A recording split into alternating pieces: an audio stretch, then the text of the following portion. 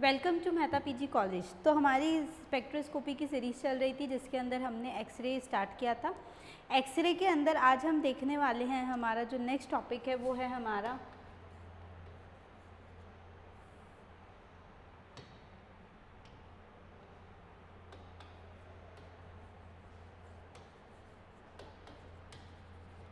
Bragg's law. ठीक है, देखो दो तरीके से इसके नाम होते हैं, एक ब्रैग्स लॉ है,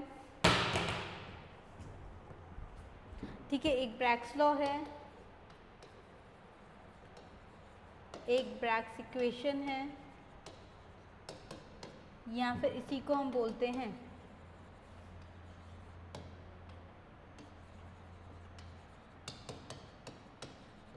ब्रैग्स कंडीशन फॉर डिफ्लेक्शन। अगर इन तीनों में से कोई सा भी तुम्हारे पास आ जाता है यूनिवर्सिटी के एग्जामिनेशन के अंदर, तो हमें जो इसके बारे में पढ़ेंगे वही लिख कर आना है। इससे एक और आता है, एक होता है ब्रैग्स मेथड। ठीक है, तो मैं बता दूं ब्रैग्स मेथड जो है वो डिफरेंट है ब्रैग्स लॉ से। ठीक है, तो हमें ये ध्यान रखना होगा कि ब्रैग्स मेथड अलग है, ब्रैग्स लॉ अलग है, ब्रैग्स इक्वेशन सेम है। ये तीनों तो सेम चीज़ है, लेकिन ये जो है ब्रैग्स मेथड वो अलग है।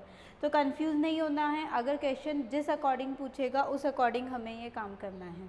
ठीक है, तो देखो बेसिकली ना ब्रैग्स लॉ ने क्या बताया था। सबसे पहले तो बात करेंगे डिफ्लेक्शन। डिफ्लेक्शन क्या होता है कि जब तुम किसी भी सब्सटेंस या क्रिस्टल के ऊपर क्या डाल रहे हो, एक्सरे डाल रहे हो, एक्सरे क्या करेगी, हल्का सा क्या होगी, वो डिफ्लेक्ट हो जाएगी अपने पाथ से। तो उस डिफ्लेक्शन को हमें देखना होता है। तो ब्रैग्स लॉ जो होता है बेसिकली कंडीशन बताता है फॉर डिफ्लेक्शन। ठीक है, it let's to condition of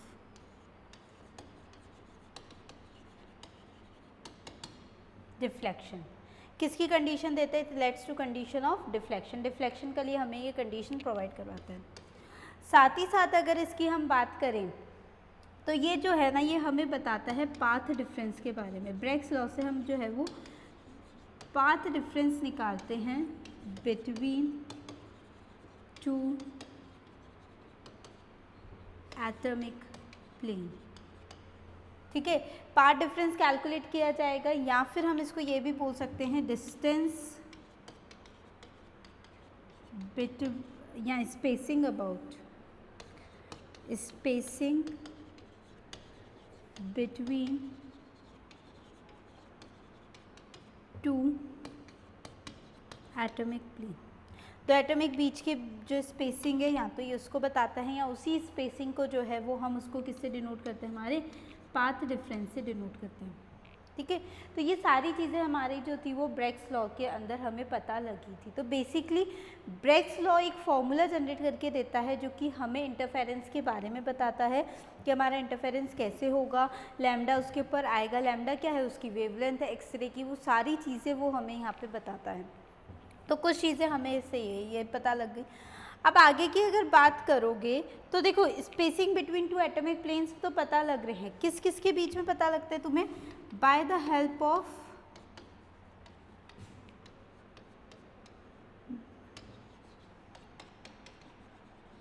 x-ray, by the help of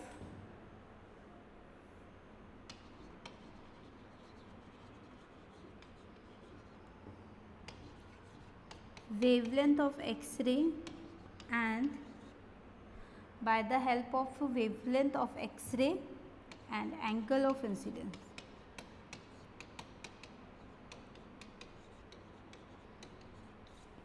इन दोनों की मदद से हमें क्या मिलता है, हमारा जो डेटा है पार्ट डिफरेंस का वो हमें मिलता है। तो ये तो मोटी मोटी हमारी बातें थी। देखो थ्योरेटिकल पोर्शन नहीं है, चीज़ समझने की है तो हम उसको समझेंगे। ठीक है, तो पहले तो अगर स्क्रीनशॉट लेना चाहते हो तो इतने पोर्शन का ले सकते हो। ठीक है, अब इसको ना हम एक हमारे डायग्राम से समझेंगे। ठीक है, हम ब्रैग्स लॉ की कंडीशन हम निकालेंगे। देखो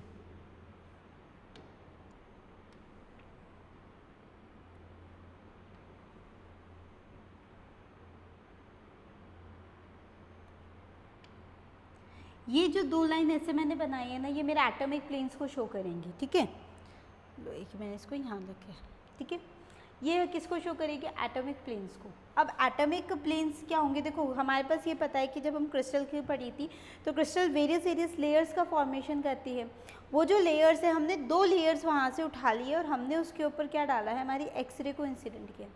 तो जो एक्सरे हमारी आएगी वो कहीं ना कहीं हमारी रिफ्लेक्ट होएगी, ठीक है भाई। एंगल ऑफ रिफ्लेक्शन और इंसिडेंस ये तो हमें पता ही है।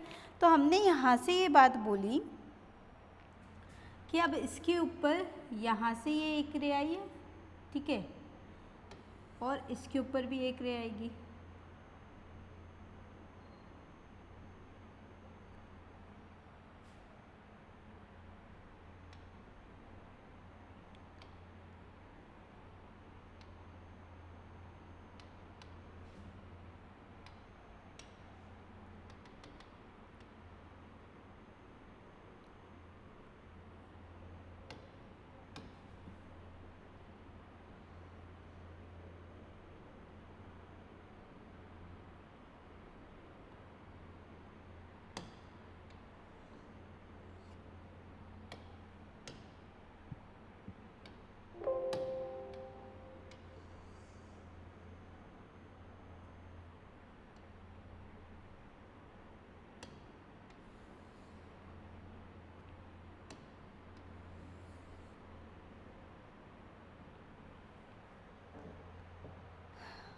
ठीक है, इस तरीके से कुछ हमारा ये डायग्राम बनता है, ठीक है। अब इसकी कुछ बात कर रहे हैं अपन, तो ये हमारा क्या बताता है? हमारे एटॉमिक प्लेन को बताता है, ठीक है। ये भी क्या है? एटॉमिक प्लेन है। ये पहला हो गया, ये दूसरा हो गया। तो 2 हमने क्या लिए हैं? एटॉमिक प्लेन्स को कंसीडर किया है, उसके ऊपर हमने इस तरीके से हमारा रेज डाली है। यहाँ से जो ये रेज निकलती हैं, ये देखो यहाँ पे ये थीटा बनाएगा और यहाँ पे ये थीटा बनाएगा। हमें पता है एंगल ऑफ इंसिडेंस, ये जो है ये क्या है? इंसिडेंट रे है,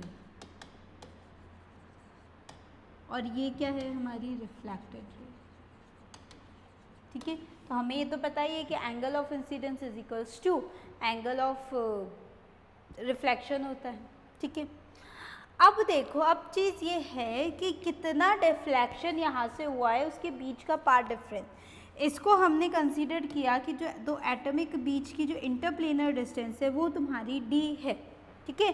2 प्लेन्स के बीच की जो डिस्टेंस है वो हमने d कंसीडर कर रही है। अब यहाँ पे देखो, इसको अगर तुम यहाँ बनाओगे तो ये यहाँ आना चाहिए था,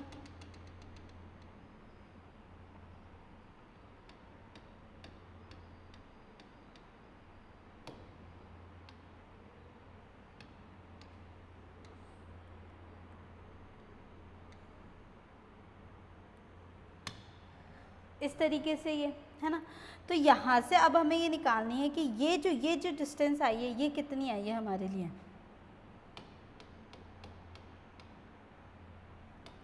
ठीक है। तो अब हमें क्या निकालनी है? इस चीज़ की ये डिस्टेंस हमें ये निकालनी है कि ये हमारी कितनी डिस्टेंस आई है, क्योंकि यही क्या बता रही है? हमारी रिफ्लेक्टेड रे बता रही है। अब देखो, हमने ये बोला कि मेरी एक इंसिडेंट रे जो है वो किसी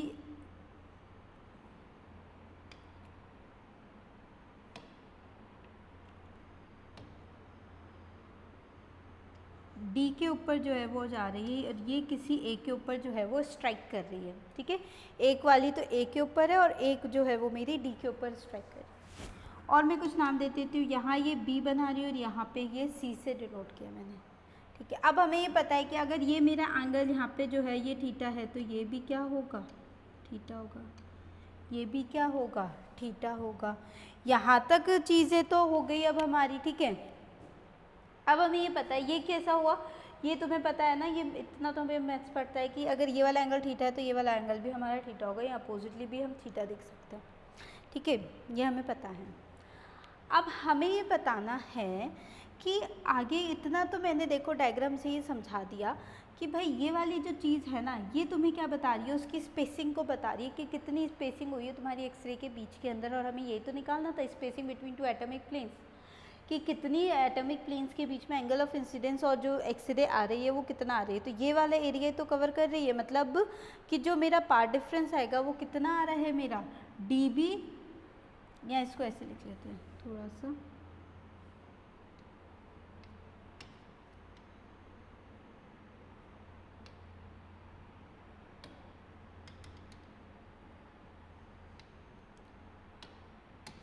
इसको A कर लेते हैं, इसको D कर लेते हैं, थोड़ा सा इजी हो जाएगा हमारे लिए।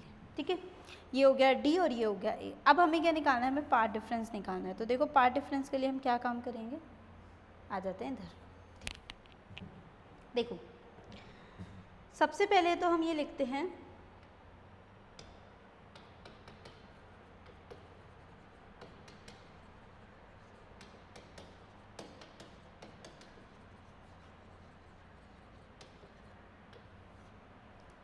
For constructive interference. अगर हमें कंस्ट्रक्टिव इंटरफेरेंस की बात करनी है तो देखो कंस्ट्रक्टिव इंटरफेरेंस के लिए जो हमारा एन लैम्डा की वैल्यू होगी, क्योंकि लैम्डा क्या है, कोई ना कोई एक्सरे की वेवलेंथ है, उसको हमें बताना है।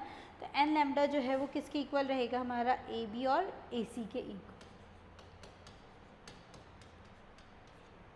ए बी प्लस ए सी। अब हमें हमारे पास ना ए बी की वैल्यू है और ना ही हमारे पास किसकी वैल्यू है, हमारे पास ए सी की वैल्यू है। ये कैसे निकालेंगे, ये निकालेंगे हम देखो बाय ट्राइंगल, ट्राइंगल बन रहा है ना ये A B D, A B D, इसको अलग करके अपन बना लेते हैं। देखो अगर तुम इसको अलग करोगे तो ये कुछ इस तरीके से तुम्हारे पास आएगा। ठीक है, जो तुम्हारा एंगल बना रहा है, तो देखो B जो है वो तो 90 डिग्री के ऊपर एग्जिस्ट कर रहा है, तो ये A है तुम्हारा, ये B है और ये D है। D के ऊपर तुम्हारा थीटा जा रहा है, यही चीज़ हो रही है ना। देखो यहाँ से जो हमने बनाया AB क्या है, AB जो है ना वो परपेंडिकुलर है, एंड AD क्या है, देखो AD यहाँ से तुम्हें बेस दिख रहा है। ठीक है, AD यहाँ से तुम्हें बेस दिख रहा है। अब तुम्हें ये पता होना चाहिए कि साइन थीटा की जो वैल्यू होती है वो क्या होती है, परपेंडिकुलर अपॉन हाइपोटेन्यूज। परपेंडिकुलर कितना है हमारा, ए बी है, और हाइपोटेन्यूज कितनी है हमारी, एक मिनट,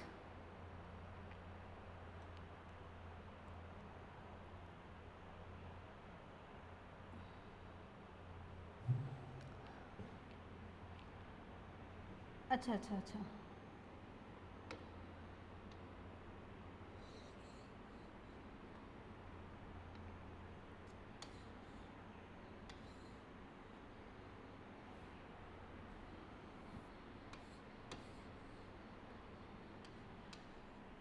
ये वाला थीटा है ना। ठीक है,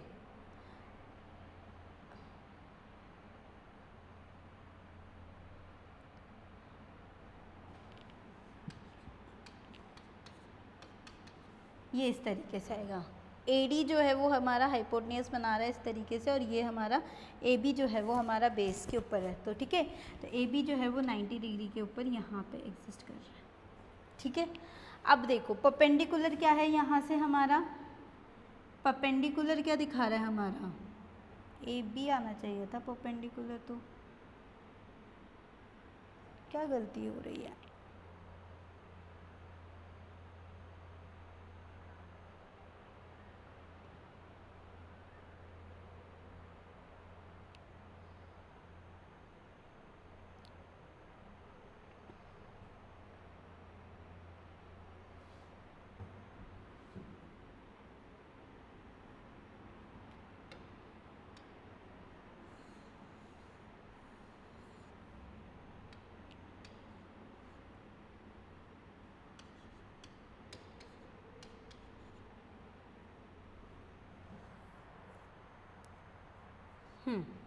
परपेंडिकुलर कितना आ रहा है अब हमारे पास, AB, और हाइपोटेन्यूज कितनी आ रही है, AD। अब हमें पता है कि AB की जो वैल्यू है वो हमें नहीं पता, यहाँ से AB नहीं पता हमें, यहाँ से हमें क्या पता है, AD पता है। AD मैंने अभी बताया था इंटरप्लेनर डिस्टेंस होती है कितनी, D, तो लिख दो AB अपॉन के अंदर D हो गया। ठीक है, अब इसी तरीके से अगर तुम इसको निकालोगे तो ये क्या आ जाएगा कि AB की जो वैल्यू आई है वो किसके बराबर आई है, D साइन थीटा के बराबर। ठीक है, अब इसी तरीके से बाय ट्राइंगल, नेक्स्ट ट्राइंगल कौन सा लोगे यहाँ से, A D C, A D C, इसका भी ट्राइंगल ड्रॉ करोगे तो देखो कैसे, यहाँ से ये तुमने ड्रॉ किया, ये 90 डिग्री और ये थीटा है। थीटा कहाँ बना रहा है तुम्हारा, डी के ऊपर, ये सी है और ये ए आ जाएगा, ठीक है। अब यहाँ से भी क्या आएगा, sine theta is equals to perpendicular upon hypotenuse कितना है, ए सी अपॉन के अंदर A D, which is equal to A C upon के अंदर डी। तो जो हमारा ए सी की वैल्यू आएगी वो कितनी आ जाएगी, डी साइन थीटा, यही तो आया हमारा, ठीक है। अब यहाँ तक ये चीज़ हमारी निकल चुकी है। अब हम क्या करेंगे, अब हम इसको और देखते हैं। देखो यहाँ पे मैं लिखती हूँ एन लैम्डा, जो ऊपर वाली इक्वेशन थी फर्स्ट, ठीक है, उसके अंदर ए बी और ए सी की वैल्यू पुट कर दो। तो एन लैम्डा की जगह ए बी प्लस ए सी है, तुम्हारे पास दोनों वैल्यूज़ है। ए बी कितनी आएगी हमारे पास, डी साइन थीटा, प्लस ये भी कितना है, डी साइन थीटा। तो एन लैम्डा जो आ जाएगा वो कितना आ जाएगा, 2d sine theta, and this is known as Bragg's equation, ठीक है। तो इसी को हम क्या कहते हैं, ब्रैग्स इक्वेशन कहते हैं। अब हमें सिर्फ इतना होना चाहिए कि n की वैल्यू अगर हम 1 पुट करते हैं तो 1 के रेस्पेक्ट में ये क्या आ जाएगा, लैम्डा इज इक्वल्स टू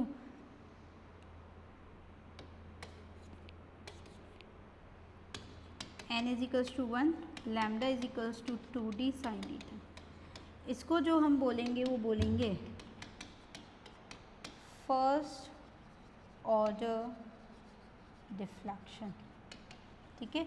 इसी तरीके से अगर n की वैल्यू 2 पुट करोगे तो इसको क्या बोलोगे, सेकेंड ऑर्डर डिफ्लेक्शन, ठीक है।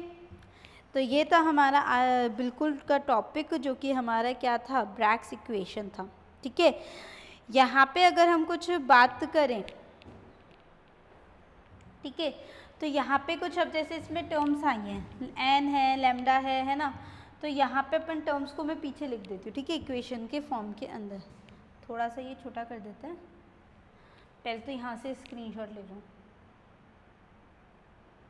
ठीक है। अब देखो अब क्या करना है,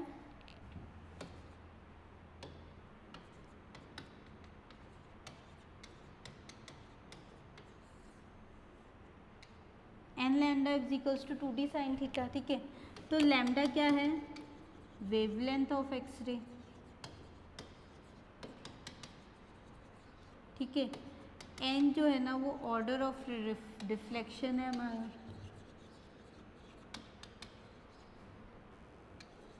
डी क्या है,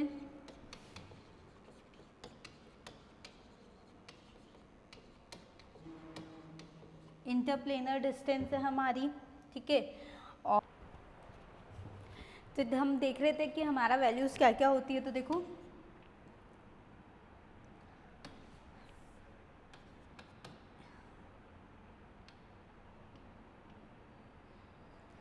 N lambda is equals to 2d sine theta, where d is equals to क्या था हमारा,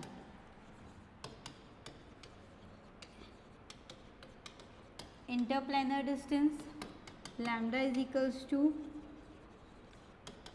वेवलेंथ ऑफ एक्सरे, ठीक है। उसके बाद क्या बचा हमारा, थीटा, एंगल ऑफ रिफ्लेक्शन और डिफ्लेक्शन, एन जो है वो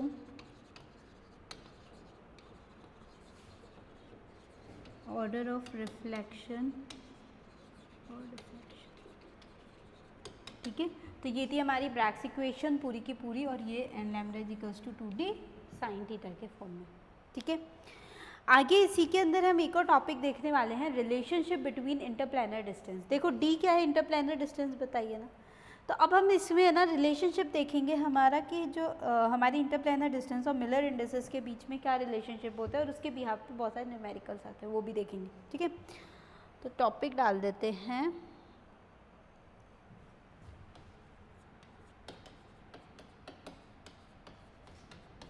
relationship between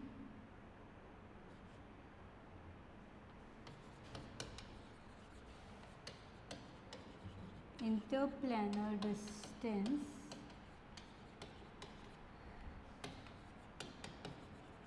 and Miller indices। ठीक है, इन दोनों के बीच में क्या होता है? अगर इसकी बात करूँ तो सबसे पहले तो इंटरप्लेनर डिस्टेंस क्या होती है हमारी, ठीक है, spacing between two successive atomic planes is known as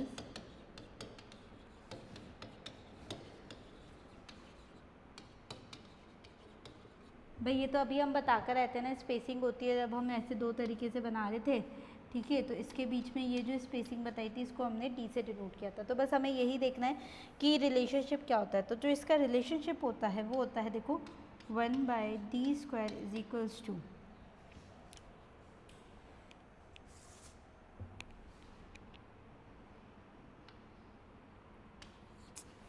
एक मिनट, 1/d² is equals to h² upon में a² plus k² plus l² plus c², ये b² होगा, ठीक है। ये हमारा जो है ये रिलेशनशिप होता है हमारा किसका, मिलर इंडिसेस और इंटरप्लेनर डिस्टेंस के बीच में, ठीक है। इसी को अब हम कुछ देखेंगे कि ये इम्पॉर्टेंट है, ठीक है। अब इसी के अंदर अगर हम बात करें क्यूबिक सिस्टम में की, ठीक है, सो फॉर क्यूबिक सिस्टम के लिए जो होता है वो कितनी हो जाएगी, a is equals to B is equals to C, ठीक है, a is equals to B is equals to C जो है वो इसकी वैल्यू हो जाएगी। अगर ये चीज़ हो जाती है तो यहाँ पे क्या बचेगा हमारे पास, 1/d² is equals to h² plus k² plus l² upon के अंदर a², क्योंकि टोटल जो हो जाएंगे वो एक ही हो जाएगा ना, यहाँ पे a b c, तो वो किसके बराबर आ जाएगा, a² के बराबर। तो अब हम इसको d² अपॉन में अगर रेसिप्रोकल कर दे तो हम क्या लिख सकते हैं, a² के अंदर h² plus k² plus l²।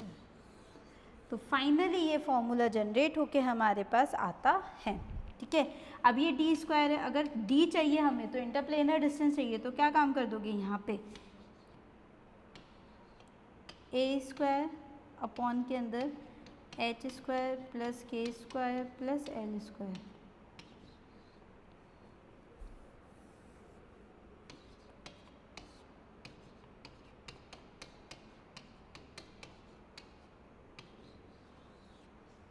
बस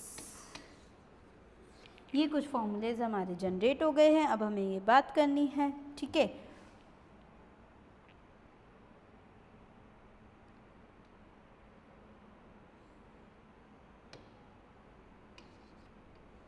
ए, क्योंकि डी से स्क्वायर था तो स्क्वायर से तो स्क्वायर कैंसिल हो गया और ये वाला हमारा रूट के अंदर चल जाएगा। आ गई यहाँ तक बात समझ में। अब इसके बिहाफ पे हमें कुछ न्यूमेरिकल्स करने हैं, तो करते हैं हमारे न्यूमेरिकल, ठीक है। लिखते हैं एक न्यूमेरिकल, पहले तो ये स्क्रीनशॉट लेना चाहते हो तो ले सकते हो, है ना। चलो क्वेश्चन लिखते हैं हम, calculate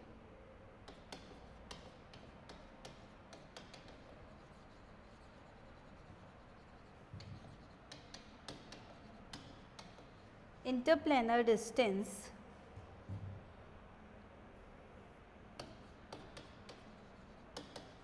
spacing for 100 plane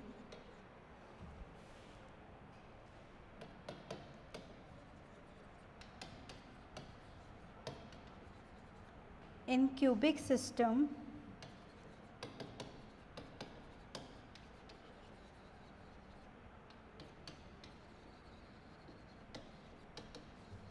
with the lattice parameter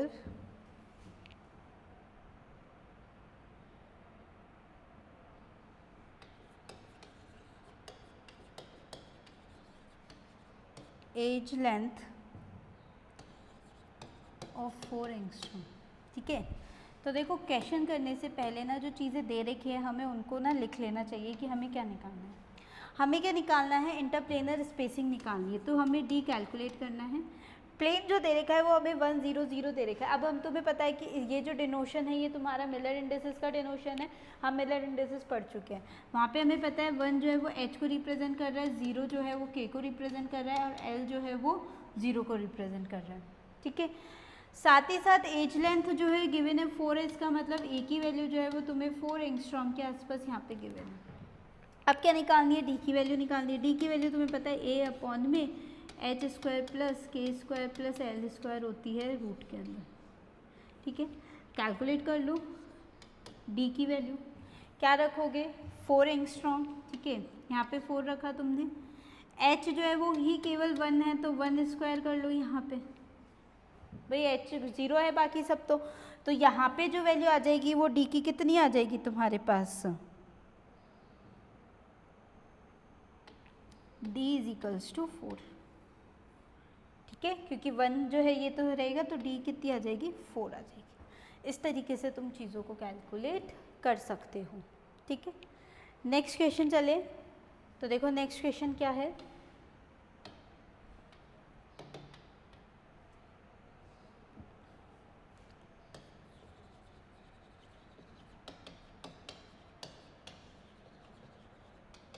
Calculate the ratio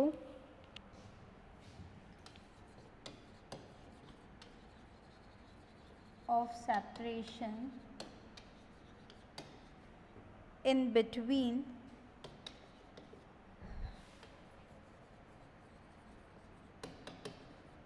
the successive 1 0 0 1 1 0 1 1 lattice plane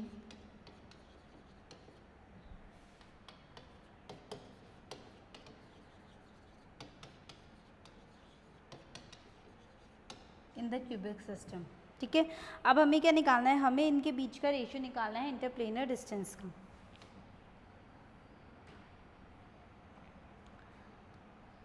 अब देखो आंसर जो है इसका कैसे लिखोगे, डी कैलकुलेट करना है तुम्हें 1 0 0 के लिए, उसका रेशियो निकालना है, फिर डी 1 0 0 का, और उसके बाद इन सबको तुम्हें क्या लिखना है, रेशियो के अंदर लिखना है। तो एक एक का निकाल लो डी की वैल्यू। सबसे पहले डी 1 0 0 के लिए निकालता है, तो देखो ए अपॉन में एच स्क्वायर है, एच स्क्वायर के लिए जो वैल्यू रहेगी वो कितनी रहेगी हमारे पास, 1 स्क्वायर। ठीक है, सेकेंडली अगर इसकी बात करोगे, इसको हटा देते हैं, डी 1 1 0 के लिए जो वैल्यू निकालोगे क्या निकालोगे, ए अपॉन के अंदर 1 का स्क्वायर प्लस 1 का square which is equals to A, 1 का स्क्वायर 1 हो जाएगा, इधर भी 1 हो जाएगा तो रूट 2 आ जाएगा। इसी तरीके से डी 1 1 निकालोगे तो ए अपॉन के अंदर root 1 square plus 1 square plus 1 square, तो डी 1 1 कितना आ जाएगा हमारे पास, ए की रूट 3। ठीक है, तो ये सारी चीज़ें हमारे पास आ गई और ये भी तो रूट में था। ठीक है, अब तुम्हें केवल रेशियो लिखना है, रेशियो लिख दो डी 1 0 0 के लिए, डी 1 1 0 के लिए, डी 1 1 1 के लिए। तो अब जो वैल्यू लिखोगे वो क्या आ जाएगी, ए रेशियो अपॉन के अंदर रूट 2 रेशियो ए अपॉन में रूट 3। ये आ गया तुम्हारे पास, है ना। देखो ये था, मैंने ए क्यों लिखा, क्योंकि रूट जो हैगा वो 1 का 1 ही रहता है, तो यहाँ पे कोई चेंज होगा नहीं हमारा, तो हमने इसीलिए यहाँ पे ये लिख दिया। ठीक है, अब साथ के साथ ये देखो ए से ए कैंसिल आउट हो रहा है, तो जो रेशियो लिखोगे वो क्या लिखोगे, 1 1 रूट 2 1 रूट 3, फाइनली जो आएगा वो ये रेशियो आएगा तुम्हारा। ठीक है, तो इस तरीके से हम काफ़ी सारे हमारे क्वेश्चंस को भी सॉल्व कर सकते हैं। तो अब मुझे उम्मीद है कि अब किसी तरीके की कोई दिक्कत नहीं होनी चाहिए। आज के टॉपिक के अंदर हमने ब्रैग्स इक्वेशन देखी, ब्रैग्स इक्वेशन को कैसे निकालते हैं तो वो देखा है। अब मैं यहाँ पे एक चीज़ बोल दूँ, यहाँ पे यहाँ पे जब तुम ब्रेक्स लॉ ब्रेक्स कंडीशन, तो मैंने स्टार्टिंग में ही कहा था कि ब्रेक्स मेथड अलग होता है। जब नेक्स्ट लेक्चर लेकर आएंगे तो उसके अंदर कहीं ना कहीं ब्रेक्स मेथड भी हम पढ़ेंगे कि ब्रेक्स मेथड तो वो एक्सपेरिमेंटल मेथड है कि हम किस तरीके से हमारे डेटास को कैलकुलेट करते हैं, ठीक है। ब्रेक्स इक्वेशन से हम जो था वो हमारे इंटरफेरेंस को कैलकुलेट कर रहे थे, N lambda is equals to 2d sin theta कह रहा हूँ, तो ये सारी चीज़ें हो जाएंगी हमारी, ठीक है। इसी तरीके से देखो यहाँ पे हमने इक्वेशन को कैलकुलेट करा है। बस ये जो ये वाला पेज है ना, ये बहुत इंपॉर्टेंट है, हमें ये बहुत अच्छे से ध्यान रखना है कि हमें कैसे निकालना है। अगर ये आ गया हमें निकालना तो हमें कहीं दिक्कत नहीं आएगी। थ्योरी नहीं भी लिखनी है, थ्योरी भी लिखना क्या है, हमें सिर्फ इसी को तो डायग्राम को एक्सप्लेन करना है कि भाई ये डी इंटरप्लेनर डिस्टेंस थी, एक बार इंसिडेंट रे ने पहले वाले प्लेन के ऊपर डाला, डी के ऊपर स्ट्राइक करा, दूसरे वाले में ए के ऊपर स्ट्राइक करा, और उसके बाद वो जो है वो डिफ्लेक्ट हो गई। डिफ्लेक्ट के बाद जो इंटरफेरेंस उसने दिया हमारे पार्ट डिफरेंस के अकॉर्डिंग, तो जो उसने पार्ट डिफरेंस के अकॉर्डिंग हमारा दिया वो ए बी और ए सी जो है वो आ जाएगा हमारा पार्ट डिफरेंस के, इतना हमारा पार्ट डिफरेंस यहाँ से आ रहा है, मतलब डिफ्लेक्शन आ रहा है। जाना इसको ऐसे चाहिए था लेकिन जा ऐसे रही है, तो ये हमारा डिफ्लेक्शन कॉज कर रहा है, ठीक है। तो रिफ्लेक्शन और डिफ्लेक्शन जो था वो यहाँ पे ये हो रहा है, तो उस तरीके से हमारा ये निकल जाएगा और फॉर्मूला हमारा ये आएगा। उसके बाद हमने क्या देखा था, उसके बाद जो है वो हमने ये थोड़ी वैल्यूज़ वगैरह ये बता दी थी, और उसके बाद जो था ये रिलेशनशिप बताया था हमने between interplanar distance and Miller indices की। तो हमारी स्पेसिंग पता लग गई हमें कि किस तरीके से हमारी स्पेसिंग होती है, और ये फॉर्मूला होता है। अगर क्यूबिक सिस्टम ले रहे हो, क्योंकि हमें पता है क्रिस्टल एसिस में हम क्यूब लेके चल रहे थे, यूनिट सेल जो था वो हमने क्यूब का ही बताया था, तो उस तरीके से हमने ए बी इसको क्यूबिक सिस्टम के लिए पूरा इक्वल करेंगे, तो इस तरीके से हम क्या फॉर्मूला निकाल सकते हैं। और उसके बाद तो हमने 2-3 न्यूमेरिकल करे हैं। ये न्यूमेरिकल तो देखो ऐसे ही आने वाले हैं, ऐसा कोई ज़्यादा दिक्कत नहीं है कि अब वहाँ पे यहाँ वैल्यूज चेंज हो सकती हैं, ठीक है।